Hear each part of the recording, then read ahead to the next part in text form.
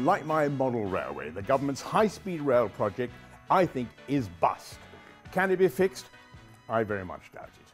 Politically, it's flawed. It was cooked up, this scheme, at the last minute by Labour to make it seem a modern, up-to-date party before the last election. A bit like Wilson's white heat of the technological revolution, for those who remember, 1963. It's going to alienate Conservative voters up and down the country at a time when they're really under pressure, and the countryside is really under pressure. We need to kill it now. Everybody's timely, keep it in the family. The business case just doesn't add up. If it did, this would be a primarily private sector project. What did Mrs. Thatcher say when she built the Tunnel? She said, no public sector money. And yet here the taxpayers being asked to put up 50 billion and counting. That's my view on this. It should be largely financed by the private sector.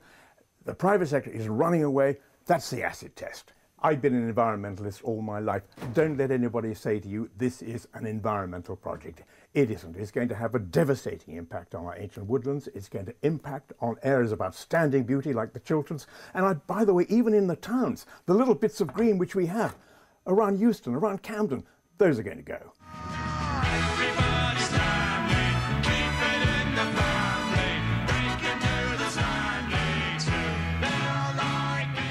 Now, socially, this project is going to be catastrophic. There are 500,000 houses which are going to be blighted in one way or another by this project. What is the government proposing? Derisory compensation affecting approximately 2% of that total.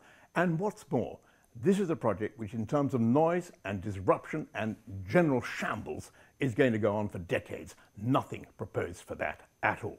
The right course now is to devote a fraction of the money we're going to spend on HS2 on improving the existing networks. It needs to be done. It can be done. We've got to stop this high-speed train before it leaves the station. Stop! Stop!